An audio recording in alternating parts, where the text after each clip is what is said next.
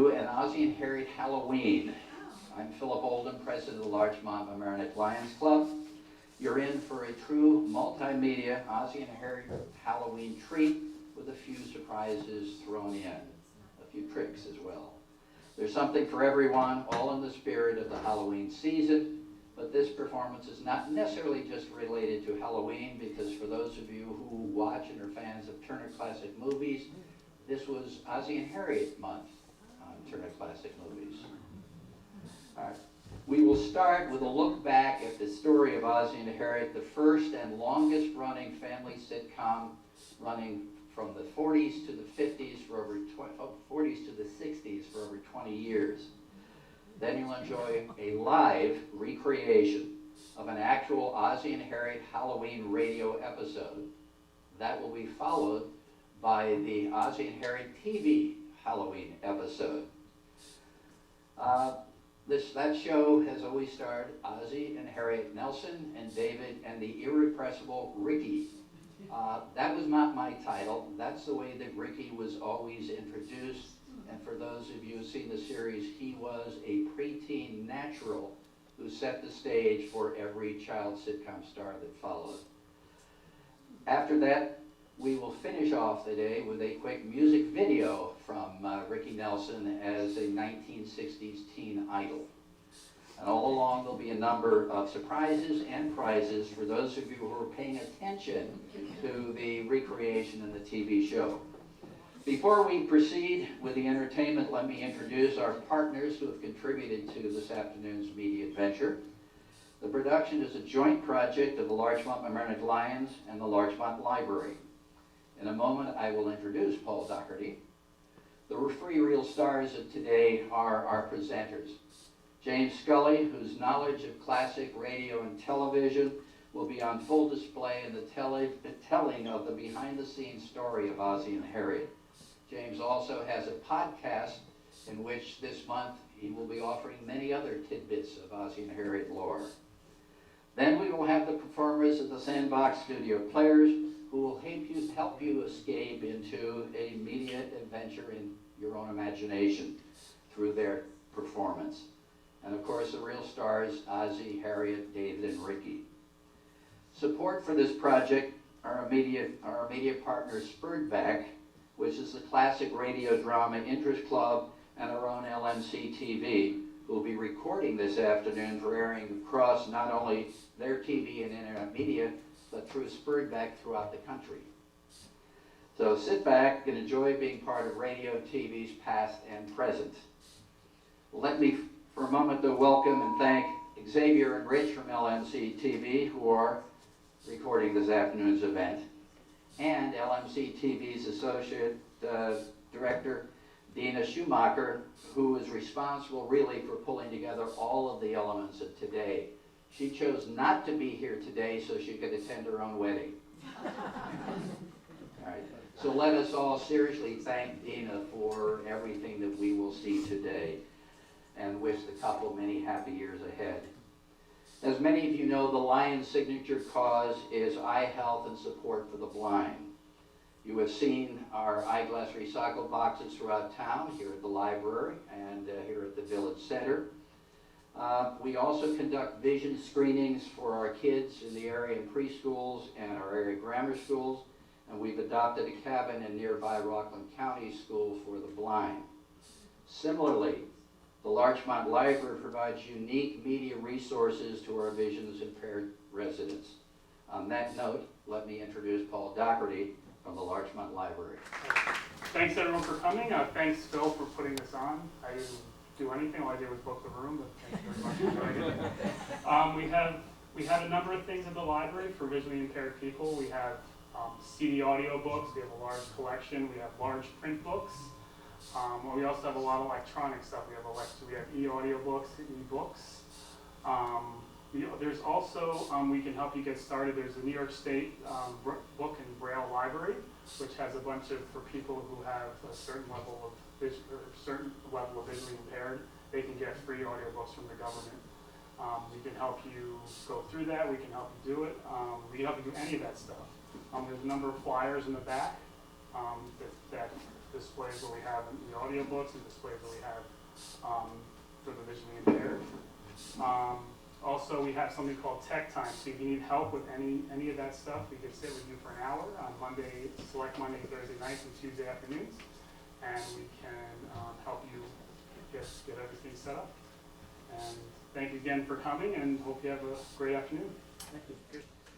All right. At this time, the Lions and myself are happy to add to the library's resources a few collections of classic radio shows on CD.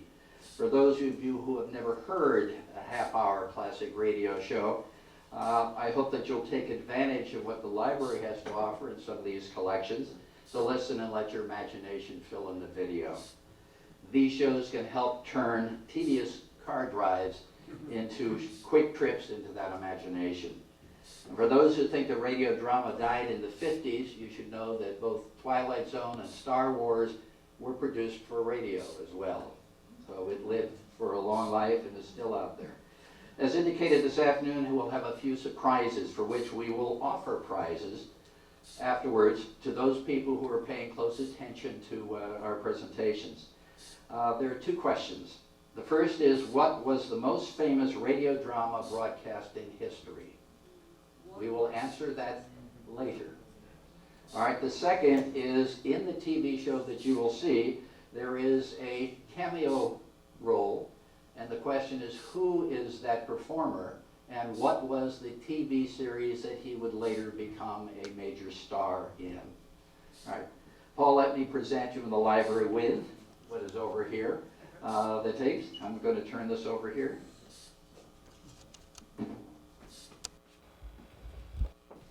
Thank you very much.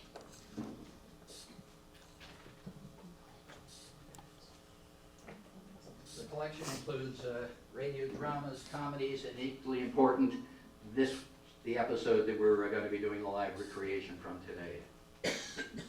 Paul? Thank you. Thank you very much. Thank you. And with that, without talking any further, I'd like to begin the process of introducing James Scully, who will be taking us literally on an adventure through the entire story of the great adventures of Ozzie and Harriet. Without further ado, James.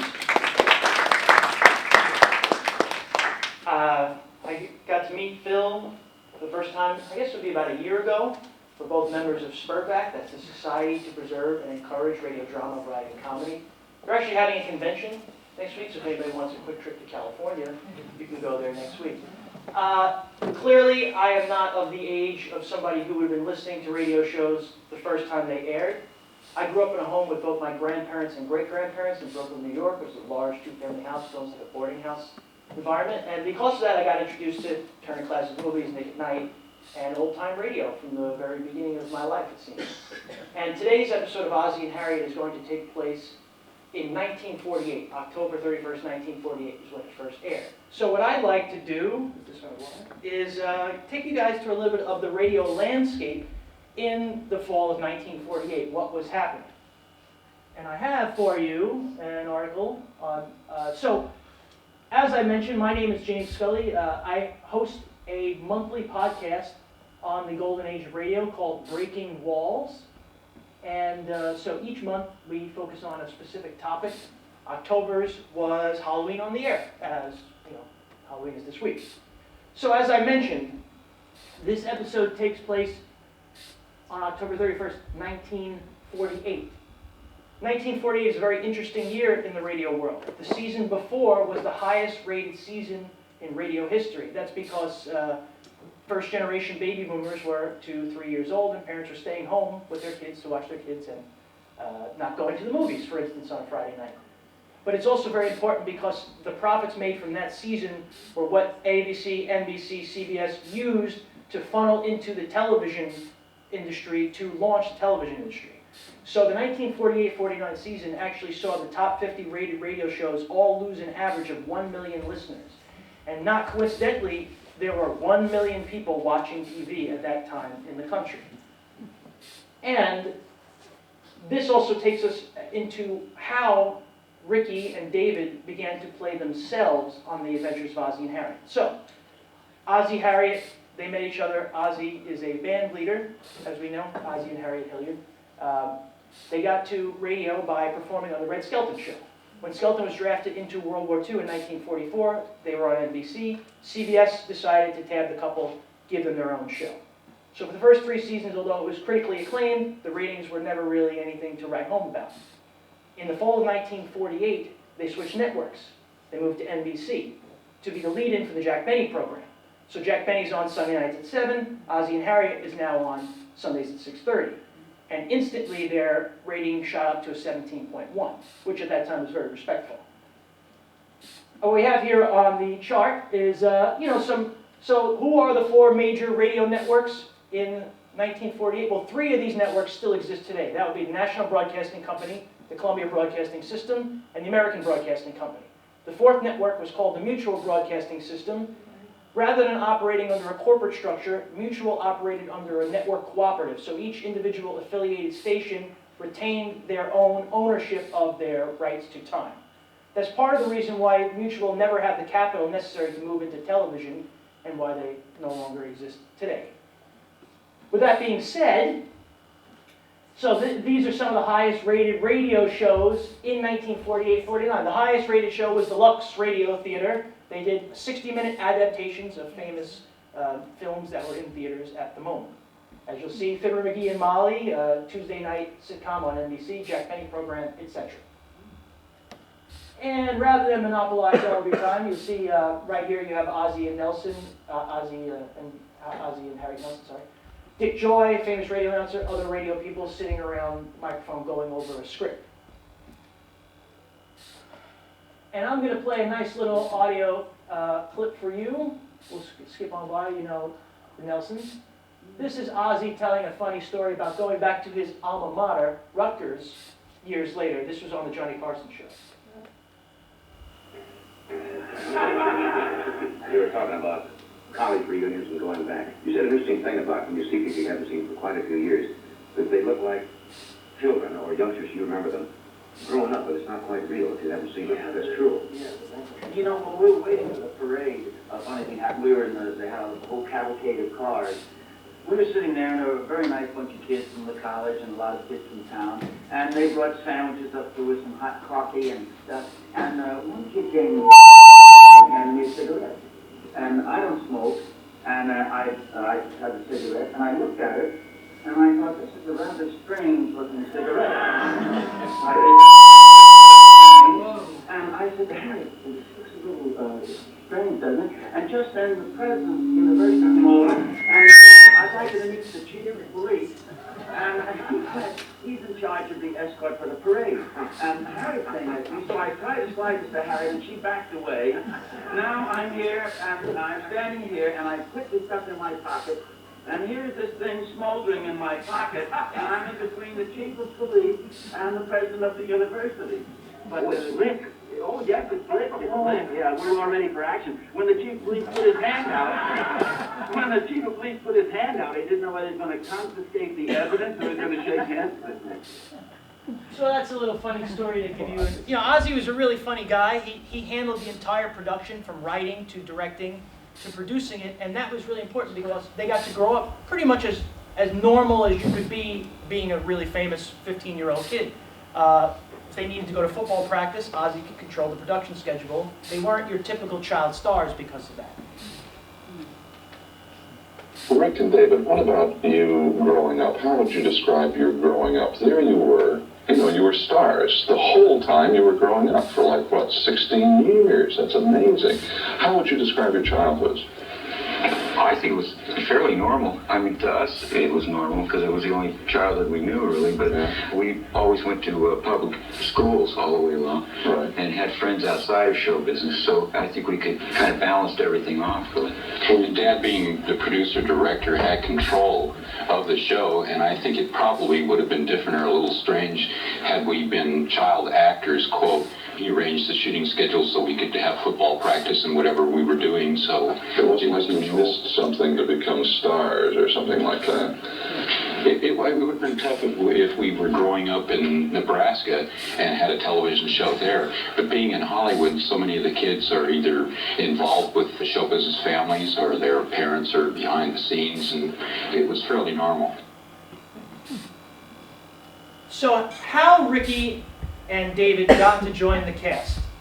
Now, the first 3 seasons of Ozzie and Harriet show, they used child actors. They felt that big-time radio, there was a lot of money riding on the line. They did not want their children on the show yet, because if they were overwhelmed and couldn't perform, it actually hurts the entire family in this case, where you know, this is our livelihood. But the reason why they joined the cast actually has something to do with taxes. Now, in the fall of 1948, the Amos and Andy show jumped from NBC to CBS.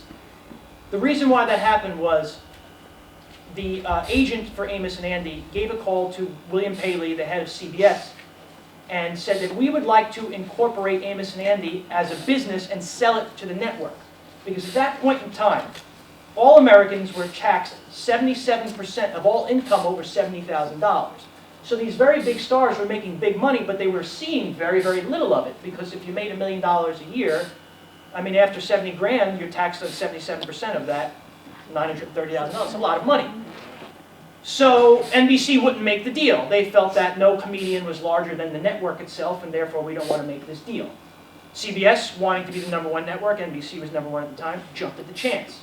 Paley signed Amos and Andy. Paley had always wanted Amos and Andy to be a permanent fixture on the network. Shortly thereafter, another phone call comes to William Paley, and they say, how about Jack Benny? He's very interested in jumping too. So, the Jack Benny program, as many of you probably know, is one of the most famous radio shows in history. Had been on NBC since 1932 for the most part, through 1948. Now Jack Benny finishes up his NBC contract. The last performance of the year in 1948 jumps to CBS. His rating goes from 20.8 to 28 point something almost immediately. The problem was that The Adventures of Ozzie and Harriet, which was functioning now as the lead-in to the Jack Benny program, is no longer the lead-in to the Jack Benny program, and immediately lost half their audiences. So by the end of January in 1949, Ozzie is scrambling because this is, once again, big money. And finally, at this point in time, David was 12 going on 13, and Ricky was 8. And they finally convinced Ozzie and Harriet to let them join the cast as themselves. So on February 20th, 1949, they finally joined the cast. And I have that clip for you. I'd like to play it. And on the I'll, if you guys, anybody browses the internet, I'll give you the URL to this article where it's a much more in-depth version of what I'm saying. This is their first appearance. Do you realize that Tuesday is Washington's birthday? Well, frankly, I hadn't given it much thought. Would you like me to bake a cake or something? Oh, how about a cherry tree pie? Isn't it funny, of all the wonderful things Washington did, the first thing that comes to your mind is that silly little fable about his telling the truth. And speaking of the truth, the whole truth and nothing but the truth, the solid silver with beauty that lives forever is international sterling. That's for sure.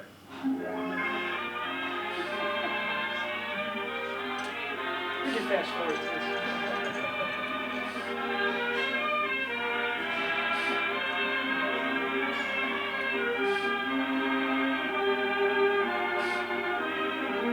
Solid silver with beauty that lives forever is International Sterling. From Hollywood, International Silver Company, creators of International Sterling, presents The Adventures of Ozzie and Harriet, starring America's favorite young couple, Ozzie Nelson and Harriet Hilliard.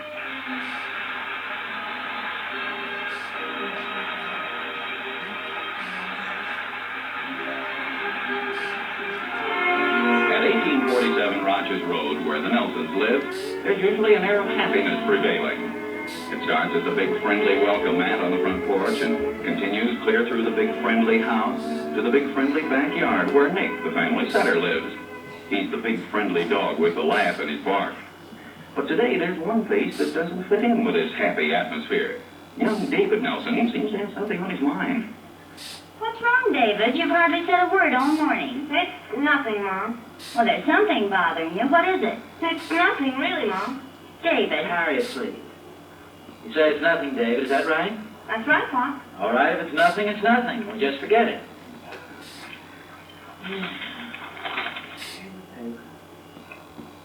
It is something. Oh. I kind of thought you'd like to tell us about it.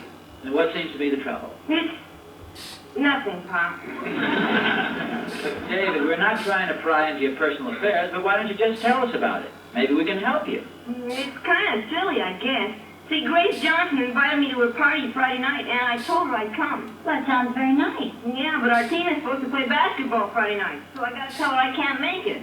Is David a dope, Pop? Ricky, read your comic. In other words, David, you mean you forgot you had to play basketball, and that's why you accepted her invitation? No, I remembered it. You mean when you accepted Grace's invitation, you knew you couldn't make it? That it was the same night as your basketball game? Yes, sir. Now is David a dope, Pop? Ricky. Well, then why did you accept it, David? Oh, golly, Mom. She seemed so excited about the party. I just didn't have the heart to disappoint her. Well, I realize how you must have felt, David, but you're going to have to tell her sometime. Now it'll be a bigger disappointment. I find it's much better to tell people the truth right off. Otherwise, you'll wind up in an embarrassing situation for everybody. Are they going to have ice cream at the party? Oh, sure, gallons of it. That's another thing, Pop.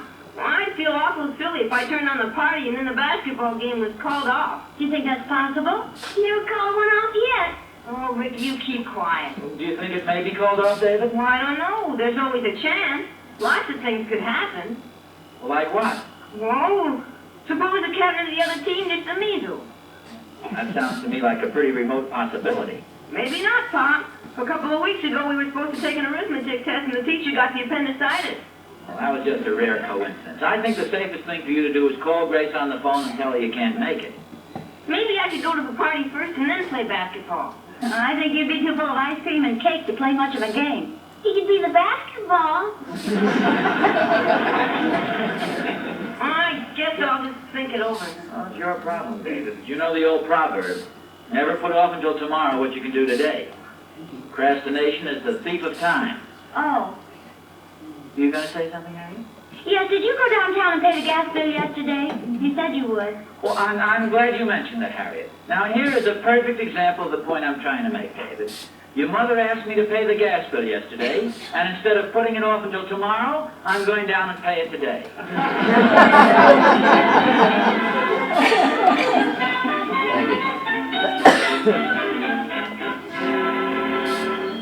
I guess one question I want to ask is how many people grew up listening to radio shows when they were airing the first time around?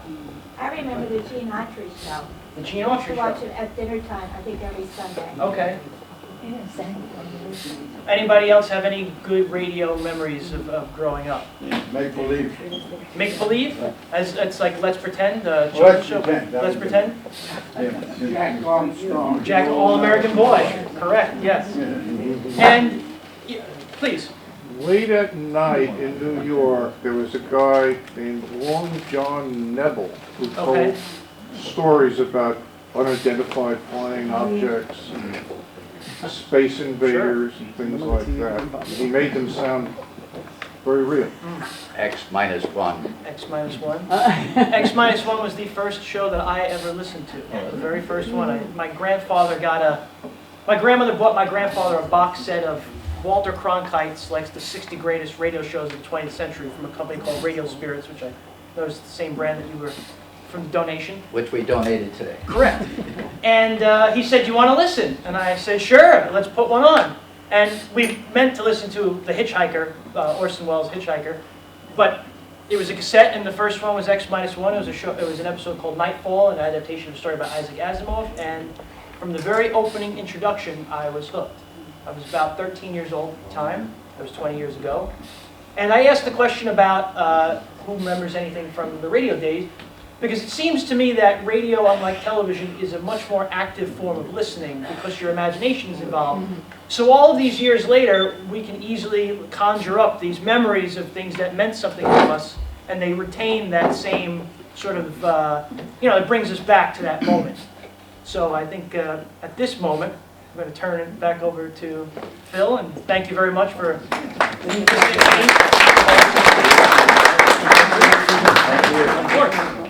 Thank you, Jason. That was both informative and entertaining. And again, for those of you who have some memories of the days of radio, that is that fact that it's your imagination that filled in most of the stories, and what you put into your imagination tends to stick with you a little bit longer. It's not a bad thing. Phil, I was just wondering if I could say, so the site that I run, it's called The Wall Breakers. And the podcast on the history of radio is Breaking Walls. So if you wanted to access this article, I'm going to send Phil a link to the article, and we could send it through the library email list, so that if you want to read if you were tired of hearing me drone on and just want to read it for yourself. There are a whole lot of tidbits Yes. to be found in there about Ozzie and Harriet and about much else. So, all right, Ozzie and Harriet is not just about history. It is an actual family sitcom ready for performance. So that if you're all ready to sit back and enjoy, with no other words, let me introduce the Sandbox's theater group director, Jason Summers. Jason, from the audience, or is there anyone in the audience who has a question to ask? Yeah, no, this is local.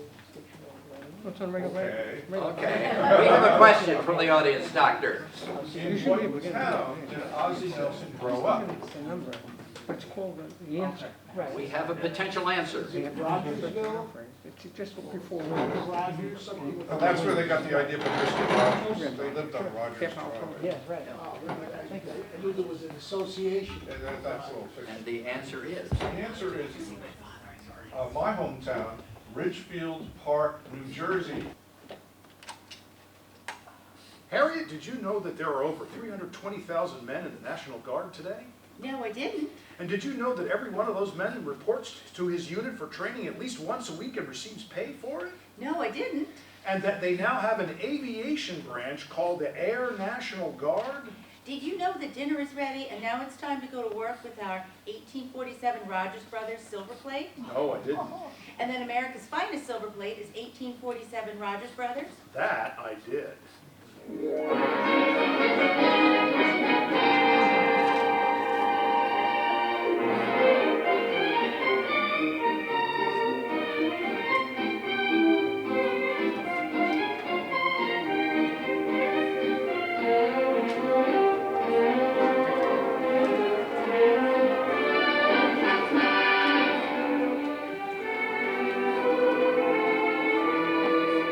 America's finest silver plate is 1847 Rogers Brothers.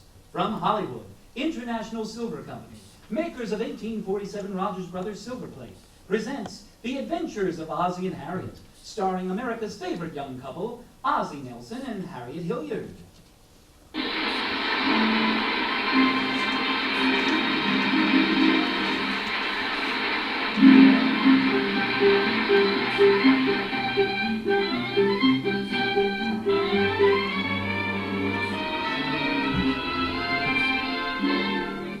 Say, there's excitement in the air. A mysterious change has taken place in the vicinity of 1847 Rogers Road. Remember the friendly old elm tree in the front of the house? Well, it doesn't look friendly anymore. With the full moon shining through it, and on one of the bare branches is a big black owl. And the old dependable weather vane on top of the garage. Gee, it looks different now. I'm not sure if it's a weather vane or not, the way the shadows fall. Could be a witch on a broomstick. Oh, it's spooky out tonight. In the Nelson kitchen, there's an atmosphere of feverish activity and excited preparations. What are you looking for, David? We're trying to find some paperbacks. Big ones. Well, look in the bottom drawer there. There, that's a good one, Ricky.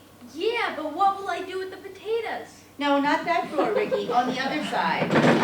Hey, say, what's going on out here? We were getting some paperbacks. Sounds like you were taking the kitchen apart. Halloween. We're gonna have fun tonight, Pops. Well, it looks plenty spooky out there to me. What do you have there, dear? Oh, I was just rummaging around upstairs a bit, and I thought the boys might make a costume out of these old work pants. Gee, Pop, they're pretty dirty. Not only that, dear, they're covered with paint. Well, what do you expect, Harriet? I wore them when I was painting the breakfast nook. Well, I think you did a better job on the pants than you did on the breakfast nook. How about you, Ricky? Would you like to be a painter? We'll get you a white cap and stick a couple of brushes in your belt. Sorry, Pop. Those pants look awfully big. Well, let's see how they look on you. Here, step into them.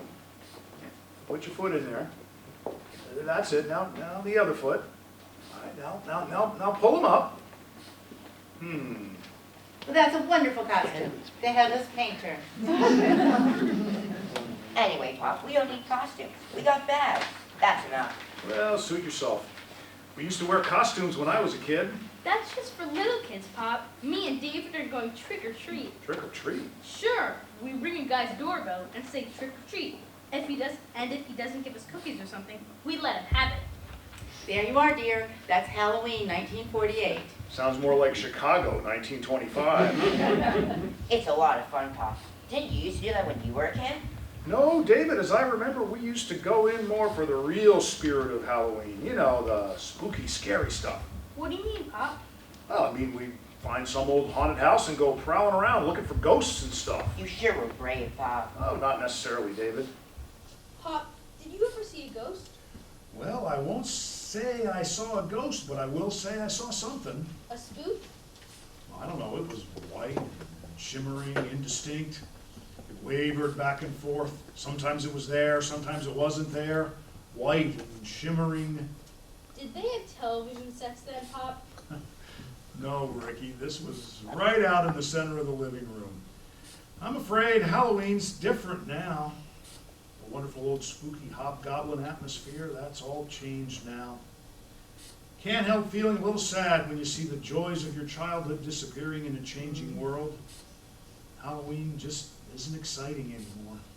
Are you going to cry, Pop? No, just the memories coming back. You sure must have had fun, Pop. Do you really think there's such thing as a ghost? A real ghost, I mean. Well, I don't know, a spooky old house with the moon shining through the broken shutters? I imagine you'd see some pretty strange things. I'd sure like to see a ghost. Boy, would I run. Well, there's the old McAdams house up on the hill. That's a pretty spooky looking place. I wouldn't be at all surprised if there were a ghost or two looking around in there. Do you think we could see one if we went up there, Pop? It's very possible. Oh, Ozzie. David, your father's just kidding. Oh, let the boys have some fun, Harriet. After all, it's Halloween. Come on, grab the bags, Ricky. We gotta get going. Hey, wait for me. Don't you think a lot of the spirit of Halloween has been lost? Oh, I don't know, dear. The kids seem to have a good time. That's the important thing. Oh, they pretend to enjoy it, but where's the fun? Trick or treat? Where's the adventure? Where's the danger in getting a handful of cookies from Mrs. Dunkel? You've never eaten Mrs. Dunkel's cookies. Have we had any callers yet? Oh, about a dozen of them. You should have seen little Julie Thornberry. She was all dressed up in one of Catherine's old dresses, and she had a stocking on her head. Really? I'm sorry I missed it. And little Georgie Dunkel, he had the cutest clown suit with skeletons sewed on it. We sure have some cute little kids in this neighborhood. I'll get it. Now, wait a minute. Let me get it. I want to have some fun, too. Yes? Trick or treat. Wait a minute. Aren't you a little big to be playing trick or treat? Trick or treat. How old are you? 53. Who ever heard of a grown man playing trick or treat? Well, my little boy's over in the next block. I'm just helping him out. You don't even have a costume. What do you think I am, a child? Come on, trick or treat. A little unusual, I'd say. Well, what happens if I don't give you a treat? Well, I sneak back later and ring your doorbell. So what? And when you answer it, I punch you in the nose. Come on, trick or treat. Really funny. Here's some cookies. Only 3? Well, they've got to go around. There's a lot of other kids in the neighborhood too, you know? Okay. Hey, they're chocolate. My kid likes chocolate cookies. Thanks. That's all right. How old is your little boy? 25. Who was that? It was one of the kids in the neighborhood. One of the older kids. Would you do me a favor if you're not too busy? What is it? Could you run down to the store and get some candies or something? At the rate we're going to run out of stuff. Okay. Hey, what are you doing? We're just putting a couple cookies in your pocket in case you get stopped for trick or treat. Some of the boys get pretty rough. Oh, Harriet, please. You don't think I'm afraid of a bunch of kids? Well, suit yourself. Last Halloween, Joe Randolph bumped into the backfield of the high school football team and came home minus his trousers. Kid, I understand they have a pretty good team this year. I want you to take these 4 cookies just in case. Yeah, you better give me 2 more. The ends might be with them.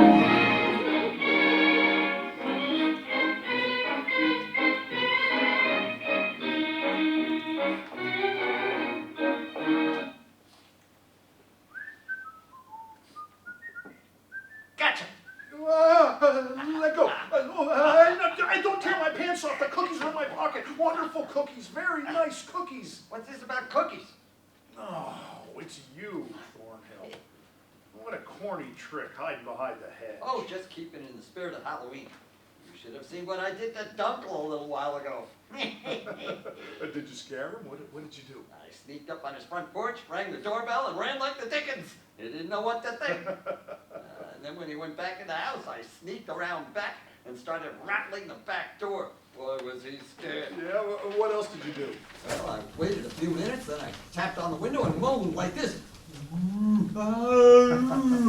rattled the door some more, and I moaned some more, and I began pounding on the side of the house. And then what? And then the police came. That Dunkel just has no sense of humor. Did the police do anything to you? No, it just told me to stop annoying people. They took my soak away, too. You're just a big kid at heart, aren't you, Thorny? That's all in fun, Oz. What's Halloween nowadays? Nothing happens. My boy Will's out playing trick-or-treat. David and Ricky, too. Somehow, Halloween sort of lost the old kick. Yeah, sure isn't like it was when we were kids. There was an old haunted house in our town, and every Halloween us kids used to go prowling through it. Really spooky. Sure, that's the real spirit of Halloween. You take that old McAdams place up on Franklin Avenue, that's a perfect haunted house. If there was just some way to sneak in there. You mean you go in there at night? Well, sure, why not? For no reason. I just never cared for the looks of the place myself. All those grotesque chimneys, staring windows, sort of gives me the creeps. Oh, Thorny, you're kidding. Oh, I'm not, Oz. There's something frightening about it, especially at night. What an imagination. Well, I gotta get down to the drugstore. I promised Harry to get some candy and stuff. Okay, Oz, see you later. See ya. Oh, and when you go by the McAdams place, don't let the ghosts get you. Well, that's right. I go right by there, don't I? Yes, sir. Not afraid, are you, Oz? Thorny, cut it out. If you walk down to the store with me, I'll buy you a soda.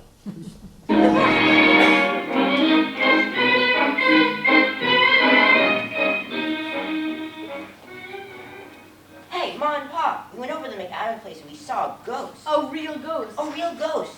A real ugly one. With sharp teeth and a long nose and pointed ears and hair all over its face. At first we thought it was Pop.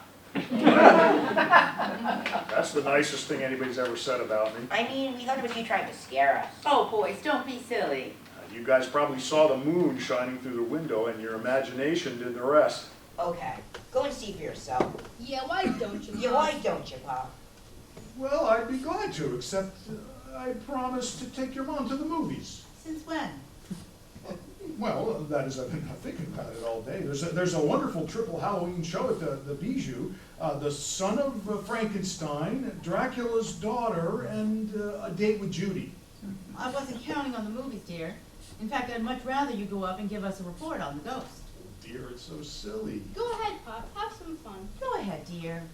Well, okay, if it makes you happy, I'll go up and visit the haunted house. Attaboy, for Dad. Daddy. Go get him. Thought for a minute you were getting scared, Pop. Oh, David. Just remember this, boys. There's not a cowardly bone in your father's body. Of course, every now and then the meat around him gets a little jumpy. Yeah, the meat around him. What am I laughing at?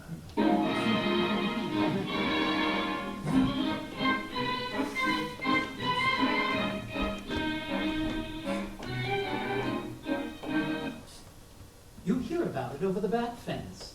You hear it on the bus. They talk about it in bridge clubs and when they meet on Main Street.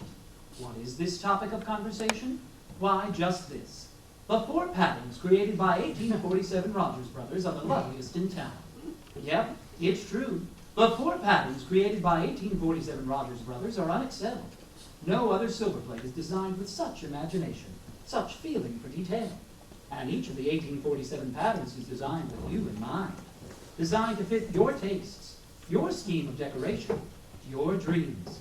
If you like modern, dramatic things, for example, the 1847 pattern for you is Eternally Yours. Eternally Yours is simple and sleek in line, and each piece is crowned with exquisite openwork, even the knives. That's a feature you'll find only in 1847 Rogers Brothers. And in every way, Eternally Yours gives proof that the beautiful silverware that bears the earmark 1847 is the finest in America. So see it tomorrow. Eternally Yours, one of the 4 love patterns created by the one and only 1847 Rogers Brothers.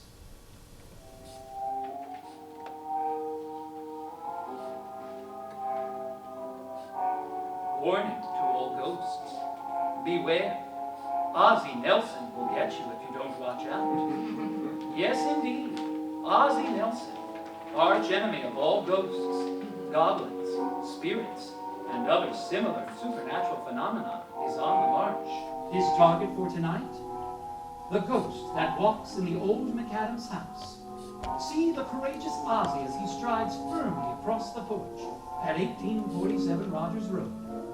Chin up, flashlight swinging at his side. Down the steps, down the walk, and now he stops. Every muscle tense, eyes alert, nose twitching. A white, filmy object moves out of the darkness. Who's there? It's me, Mr. Nelson. Hello, Emmy Lou. I came over here to show you my Halloween costume. I'm going to a party. Where are you going, Mr. Nelson? Oh, I'm on an errand for the boys. They went up to the old McAdams house tonight, and they think they saw a ghost. Really, Mr. Nelson? Yeah, and, I'm going up there to prove to them that it was just their imaginations. You're going in the old spooky house tonight all alone? Of course. Evidently, you haven't heard the story about the McAdams place. Well, I've heard some silly rumor it's supposed to be haunted or something. But it is, Mr. Nelson. I heard the whole story from the people who live next door. The story goes that years ago in Scotland, in the old Haggard Castle, the young and beautiful Lady Jane McAdams had a quarrel with her lover, Douglas McDingle McCampbell McTavish. A Scotchman. Yes, of course. Well, anyway, Lady Jane pushed her lover, Douglas McDingle McCampbell McTavish, down the stairs. Down, down, down he went, his head banging on each stone step. Thump, thump, crunch, crunch, as the bagpipes were mournfully playing, the Campbells are coming. As he lay at the bottom of the staircase dying, Douglas McDingle McCampbell McTavish, or as they called him, Mac, as he lay there at the bottom of the staircase, he took an oath. Yeah, I'd swear a little myself. He took an oath that he'd follow Lady Jane wherever she went. His spirit would always haunt her. And where did she go? She came here to the United States and built the old McAdams place. And they say on nights with full moon, like tonight, the giant ghost of Mac McTavish returns. And while the eerie notes of the bagpipes ring in the night air, he prowls the house in search of Lady Jane.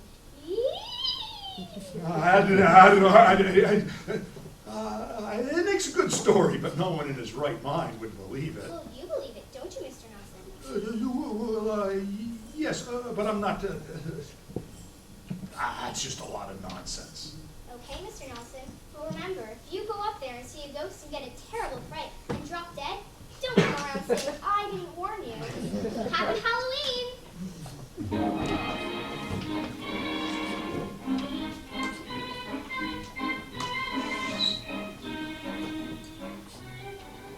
Harriet! Oh, Harriet! Oh, hello, dear. You back so soon? No, I haven't gone yet.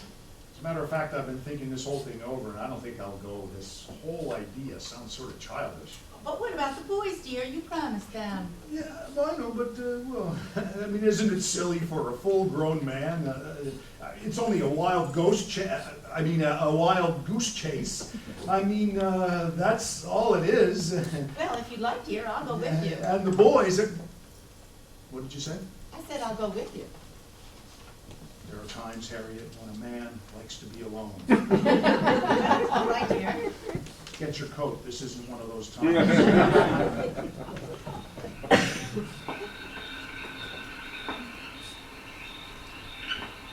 Now, don't get nervous, Just keep cool. Oh, I'm cool, all right. Matter of fact, I'm shivering a little. Just hold my hand good and tight. I can't. Squeezing mine so hard my fingers are asleep. Sorry. Better? Better. How do we get through this iron fence? There's a gate here someplace. Probably be bolted and spoil all the fun. Usually have a huge lock and big chains. Oh, here we are. Oh. Locked? No. Push it open. Would you take the flashlight for a second? Thanks. Oh, and the baseball bat, too. Doesn't this place look weird? Yes, it is pretty spooky, in fact. Shall I sing something to keep your nerve up? If you want to, dear. It'll keep you from getting scared. Did you ever think as the hearse goes by, someday you are going to die? There's a spook in the meadows. You might frighten the ghosts.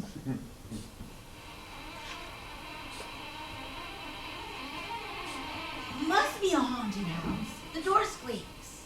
I don't know why you insisted on coming along. I could have done this just as easily by myself.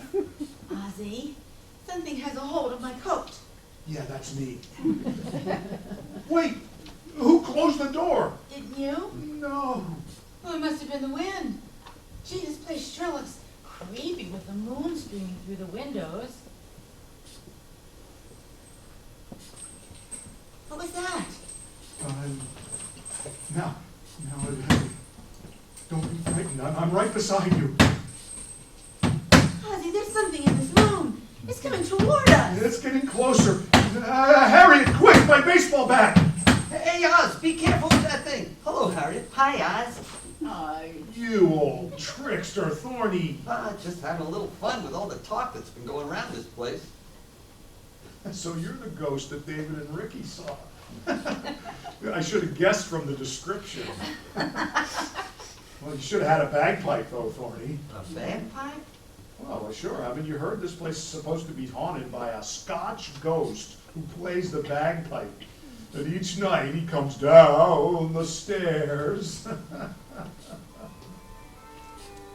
Oh, well, you do have one, Thorny. Where is it? Boy, you sure play awful. Worse than you think. I don't play at all. Yeah, but I can hear a bagpipe.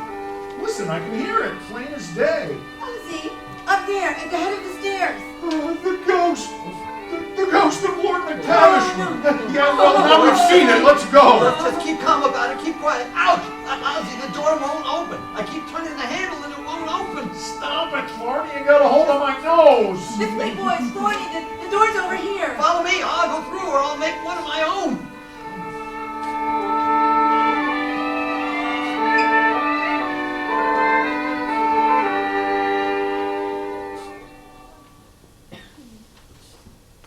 More coffee, dear? No, thanks. I can't understand it. There must be some scientific explanation. Did I seem very scared out there? No, not especially. I mean, did I act in any way that might give anyone the impression that this illusion that we saw frightened me? No, you were very level-headed about it. Of course, it was the first time I've ever seen you jump a 7-foot fence. I didn't think I could fool you. That thing, whatever it was, scared the daylights out of me. Well, I was plenty scared myself. I can't figure out those bagpipes. Yeah, what about the ghost? Well, yes, of course, the ghost too. Harriet, what are you stuffing behind the sofa pillow? Nothing, dear, just some old papers and things. No, wait a minute. Let me see that. But it's only an old sheet. You'll get the couch dirty. It's got cobwebs. Cobwebs? How about a little more coffee? And there's Ricky's baseball bat, the one I left. Harriet, if you'd like to make a little confession, I'll listen. But if you'd rather not, I'd rather you would. All right, dear. It's just that the boys and I thought it would be nice if you could have a little fun on Halloween. You told them how much you enjoyed going to some haunted house. Well, we thought if we could sort of...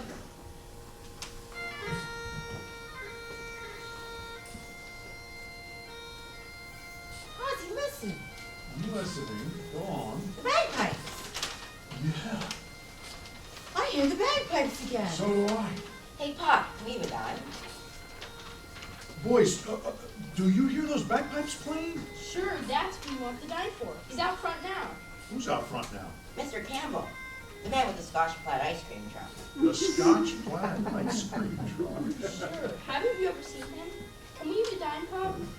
Dime. Hey, here's 50 cents. Stuff yourselves. Thanks, Pop. Oh, boy. Well, how about that? The bagpipes that we heard at the McAdams place were from the Scotch Plaid ice cream truck. What a coincidence. How remarkable. See, the Scotch Plaid ice cream truck just happened to stop there. There are no other houses around, and nobody lives there, but he happened to stop there. Played a different tune up there, too, didn't he? I don't remember. Harriet, believe me, it was only the Scotch Plaid ice cream truck. Yes, I know, dear.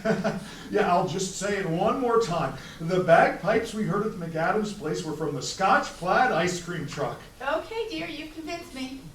I wish I could convince myself. I'd like to get some sleep tonight.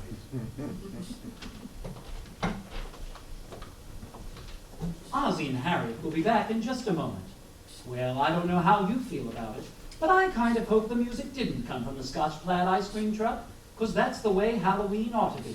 Lots of mysterious tapping at every window, witches riding through the air, spirits in every tree. I've already had a message from the Halloween spirits, Mr. Smith.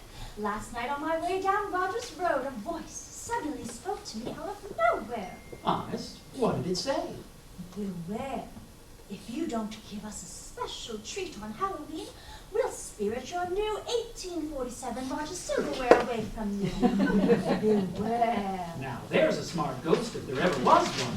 What? You mean I have a smart son if ever there was one? He hasn't had me raving about my new 1847 Rogers Brothers for nothing. Oh, nobody raves about 1847 Rogers Brothers for nothing. There are all kinds of good reasons for getting excited about it. 1847 is the finest silver plate in America, you know.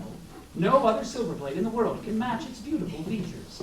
Features like the exceptional height and depth of the pattern ornament, and the extra luster, perfect weight, and balance of each. Those are the features that make 1847 Rogers Brothers more like solid silver. And don't forget the price of 1847 Rogers Brothers, Mr. Smith. Oh, impossible to forget that, because it's so unusual. 1847 prices haven't gone up since 1945. Not a single penny. So, no matter how you look at it, 1847 Rogers Brothers is the silverware you want for your home. It's the best, the finest silver plate in America. Famous 1847 Rogers Brothers.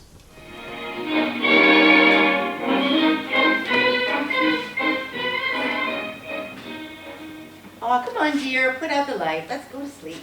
In a few minutes, Harriet, I just want to finish this article, Debunking the Spook. Debunking the spook? Yeah, the man who wrote it spent a night in a house that was supposed to be haunted. As I sat there in the darkness, I could hear the clock in the village strike 12. Now is the witching hour. If ever the dead live, now's the time they must rise from the grave. I stood up and dared the ghost to appear. I said, if you are a ghost, I dare you to strike me dead. Silly article. Well, what happened next? Well, then, let's see. It goes on to... Yes? The article ends right there.